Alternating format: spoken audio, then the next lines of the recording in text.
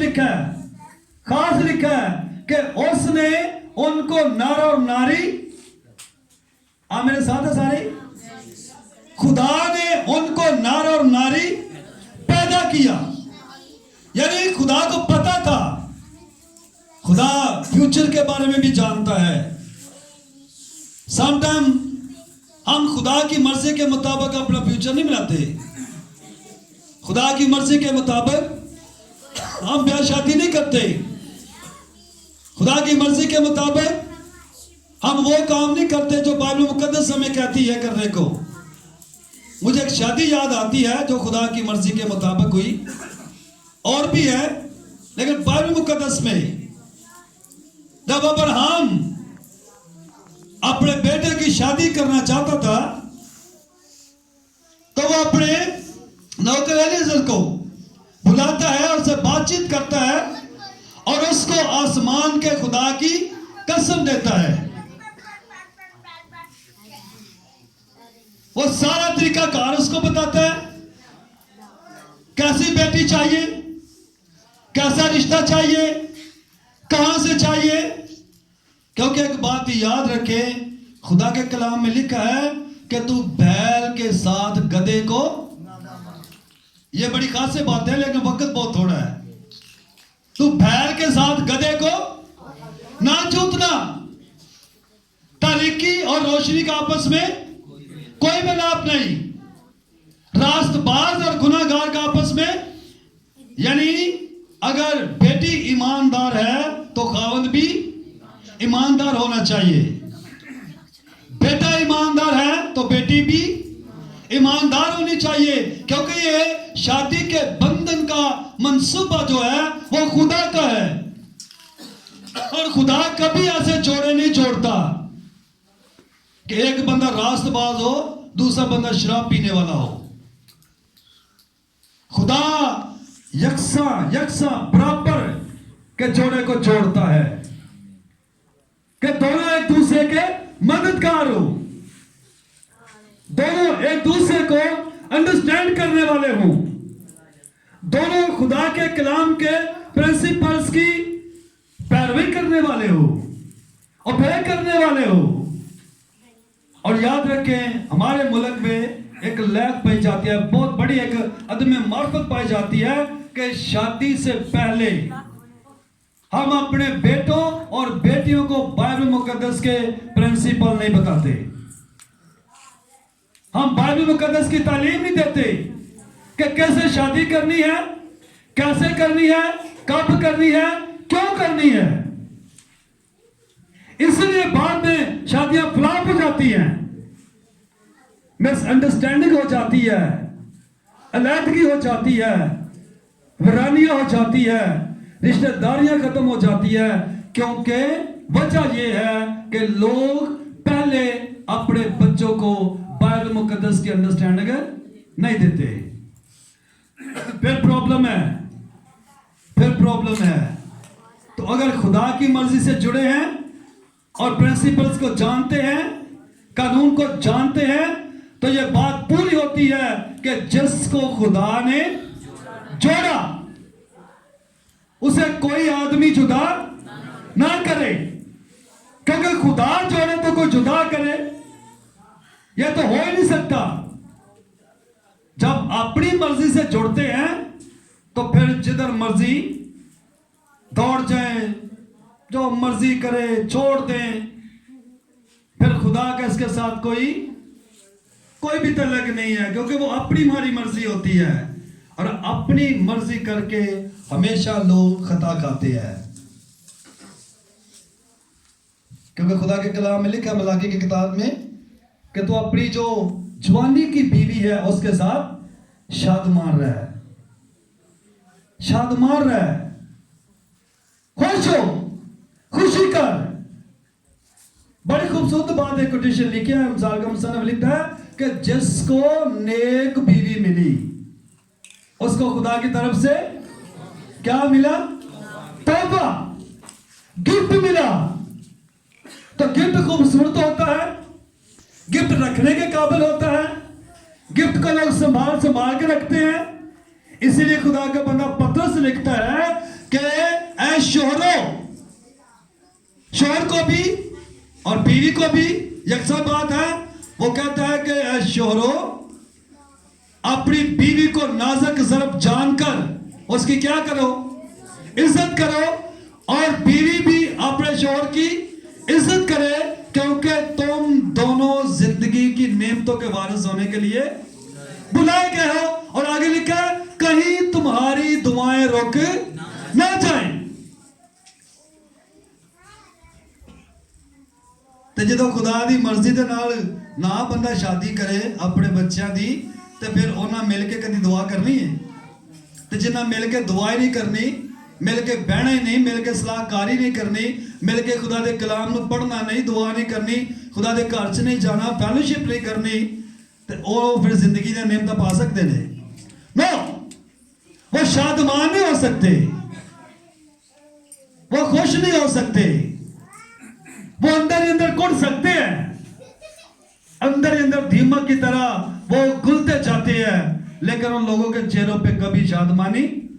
लेकिन मैं जो थोड़े वक्त में प्रीच करना चाहता हूं, जिस शादी में खुदा की पाक मर्जी है और खुदा पेरेंट्स को तैयार करता है, वो हमेशा जोड़े बाबरकत और शादमान होते हैं। आमीन। क्योंकि कहा था उसने, किसने बोला? मेरे साथ एक खुदा के कलाम को खोले, थोड़ा सा पढ़ लें। मैंने कोई हवाला नहीं पढ़ाया क्योंकि वक्त नहीं है। पैदाइश 24 बाब उसकी 50वीं आयत को पढ़े जरा प्लीज। उसने इकरार किया एलिएजर ने, क्योंकि जो वो बात कह के चला था रिबका को पाने के लिए, इसहाक के लिए बीवी लाने के लिए, जब सारा कुछ उसके सामने पूरा हुआ तो वो एक बात कहता है लाभ लोगों से, बैतूल के घराने से। प्लीज कोई पढ़े खुदा का खादम जिसको मिला है। 24 की 50वीं आयत में क्या लिखा है?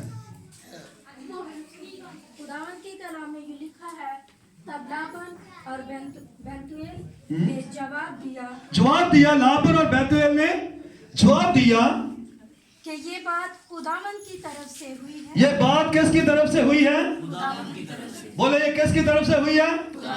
ये बात खुदावन की तरफ से हुई है, क्योंकि उसने कहा था खुदावन आज अगर तू मुझे उसी जगह पर लेकर जाए और जो निशानियां मैं कहूं वो पूरी हूं, तो मैं जानूंगा कि तूने मुझे भेजा है, तूने मेरे आका की दुआ को सुन लिया है, तूने मेरे आका के घराने पर राम किया है, और जैसी बात मैं कहूं वैसी वो लड़की करे तो मैं जान जाऊंगा कि उसी लड़की को तूने मेरे आका के बेटे इसहाक के लिए बीवी होने के लिए चुना है। तो ये खुदा की तरफ से मैं बात कर रहा हूं, खुदा की तरफ से जो जोड़े जुड़ते हैं। उसने कहा ये किसकी तरफ से बात हुई है? ये खुदावन की तरफ से है, क्योंकि खुदा जोड़ों को जोड़ता, खुदा घरानों की बुनियाद रखता। क्योंकि बाइबल मुकद्दस कहती है इब्रानियों 13 बाब की 8वीं आयत में कि ब्याह करना इज्जत की बात है, ब्याह करना सब में क्या समझी जाए? इज्जत की बात। तो इज्जत वाली शादी, इज्जत वाला ब्याह वही होता है जिसमें खुदा की मर्जी होती है, जिसमें खुदा के लोगों की सलाहकारी होती है, जिसमें दोनों तरफ देखा जाता है कि लड़का कैसा है, लड़की कैसी है, लड़की कैसी है, लड़का कैसा है, खानदान कैसे है। कई ऐसे लोगों को सुनने भाई जी मुंडा चंगा सा वालदैन नूं की करना है, कुड़ी बड़ी चंगी है असा उन्हां नूं की करना है। जे वो ना होंदे तो कुड़ी मुंडा कित्थों होंदे, है ना? क्यों भाई? भाई अगर उधर भी ना पेरेंट होंदे, उधर भी ना पेरेंट्स होंदे तो बच्चे कित्थों होंदे? पहला उन्होंने तो देखो, हिजकिय्याह का मुसन्निफ कहता है कि जैसी मां वैसी, जे समझो मां चंगी है तो अगों बेटियां भी, जे बाप चंगा तो समझो अगों दोवें खानदानां नूं चेक करो। एवें ना जनाब प्यार दे नाल गधे नूं बन दवो, वो कदी भी पहली झाल नहीं चला सकते।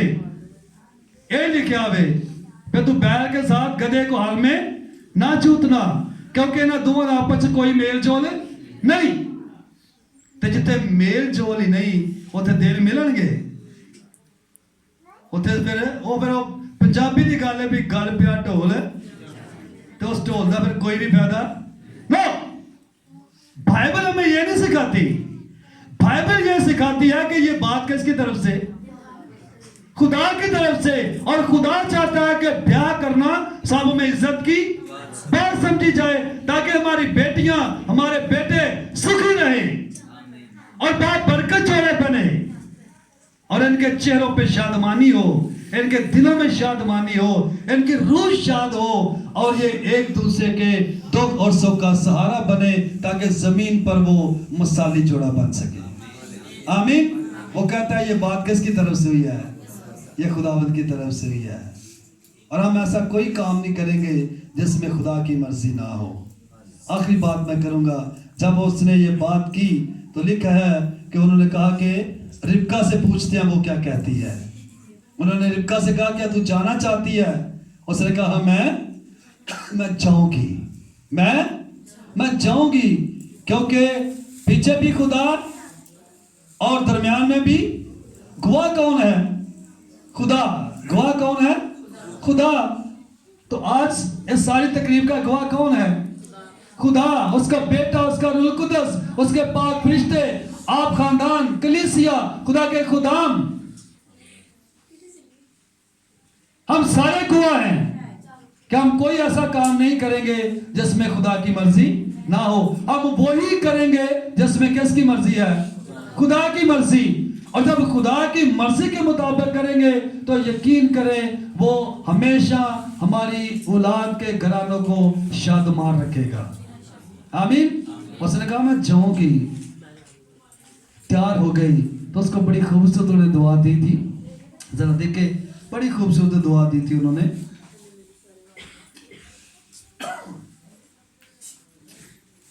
चौबीस बाब उसकी 59वीं आयत। तब उन्होंने अपनी बहन रिबका और उसकी दाइया और अब्राहम के नौकर और उसके आदमियों को रुखसत किया और उन्होंने रिबका को दुआ दी। क्या दी? दुआ दी। जिंदगी च गल भुल जाओ भी अपनी बला ला के ते किसी दे गल पाड़ी। वो बेटा ते भावे ना बेटियां ने किवें रुखसत करना है? ये बहुत सारी गहरी बातें भी हो सकती है, लेकिन मैं सामने टाइम देख रहा हूं। सो कैसे रुखसत करना है? दुआ दे के, ब्लेस्ड करके और खुदा के कलाम के सांचे में डालकर, सिखाकर, समझाकर, तरबियत देकर, तरीका सलीका। क्योंकि इस बात को याद रखें, ये अज़दवाजी जो सफर है ये कोई गुड्डी गुड्डी का खेल नहीं। अज़दवाजी सफर बाइबल मुकद्दस के मुताबिक बड़ी अहमियत का हामिल है। और पहले जैसे मैंने बताया कि अज़दवाजी सफर के तरीकाकार को ला को जानना चाहिए कि कैसा मेरा अज़दवाजी सफर शुरू होगा और कैसे मैं मंजिल तक पहुंचूंगा या पहुंचूंगी, ताकि जब तक आखिरी सांस है मेरा दिल शादी से हमेशा शादमार रहे। आमीन। कई एक दो दिन नहीं रहे दोस्तों बाद बस फिर कल खत्म। नो, ऐसा कभी। उन्होंने रिबका को क्या दी? और उससे कहा, बहुत बड़ी उन्होंने दुआ उसको दी, ऐ हमारी बहन तू लाखों की, तू कैसी हो, कैसी माँ हो? लाखों की माँ हो और तेरी नस्ल अपने कीना रखने वालों के फाटक की मालिक हो। बहुत बड़ी दुआ उन्होंने दी। चाहिए पेरेंट्स को, चाहिए कलीसिया को, चाहिए घराने के एक एक फर्द को कि वो अपनी बेटियों को बरकत की दुआ देकर भेजे, ताकि वो अपने घराने में हमेशा शादमार रहे, वो अपने ससुराल में हमेशा बाप बरकत बनी रहे। और मुझे बात याद आती है, इतनी पक्की हो हमारी बेटी कि वो ये हमेशा यही कहे, हमेशा यही कहे जिस तरह नोमी की बहू ने कहा। उसने बड़ी खूबसूरत बात कही। वो शुरू करती है कि तेरा खुदा, वो शुरू इस बात से करती है, वो और किसी नाम से शुरू नहीं करती। वो कहती है कि तेरा खुदा, मेरी कोई मन मर्जी नहीं हो रहा है, क्योंकि मैं हुण अपने आप को तेरे खुदा दे सुपुर्द कर देता है। आमीन। ऐसी बहु होनी चाहिए, ऐसी साडी बेटियां दी तरबियत ते नसीहत होनी चाहिए भई अगले खानदान में जाके कहना भई हुण तेरा खुदा मेरा खुदा, तेरे लोग मेरे लोग, ते जीना मरना तेरे नाल कट्ठे, एक पल भी जुदा नहीं रहना। यही असल हकीकत है। आमीन। जब हम इस तरह के कवानीन सीखते हैं, सिखाते हैं और बेटियों या बेटों के जहनों में, दिलों में वो बस जाते हैं, तो जब वो इस अज़वाजी सफर को शुरू करते हैं तो फिर कलाम उनकी रहनुमाई करता है, कलाम उनको सिखाता है। वो कलाम के कायदे कानून को जानकर फिर एक दूसरे की रिस्पेक्ट करते हैं, एक दूसरे को शादमान करने की कोशिश करते हैं और शादमान करते भी हैं, क्योंकि याद रखे, याद रखे, याद रखे, ये सिर्फ औलाद पैदा करने के लिए शादी नहीं है, इसकी बहुत सारी और भी रीजन है खुदा के कलाम में। हमने इसको बाइबल मुकद्दस के मुताबिक गुजारना है। और मैं नसीहत करूंगा अपनी प्यारी बेटी को, क्योंकि वो खुदा की खात्मा है ऑलरेडी, वो खुदा के कलाम के मुताबिक अपने अज़दवाजी सफर को शुरू करके जब तक आखिरी सांस है उसी पर वो हमेशा कायम और दायम रहे, ताकि जिस तरह खुदा ने उसको अपने पेरेंट्स के घराने में, कलीसिया में, इलाके में इज्जत दी, खुदा उसकी इज्जत को वहां पर जाकर और बढ़ाए, ताकि लोग जाने कि ये वाकई एक तरबियत याफ्ता घराने से आई है। आमीन। आइए अपने सर को झुका दिल बंद करेंगे, हम शुक्रगुजारी करते हैं और मैं रिक्वेस्ट करूंगा प्यारी बेटी से कि वो प्लीज़ सामने खड़ी हो जाए और जितने खुदा के खुदाम हैं वो मेरे साथ स्टेज पे आ जाए।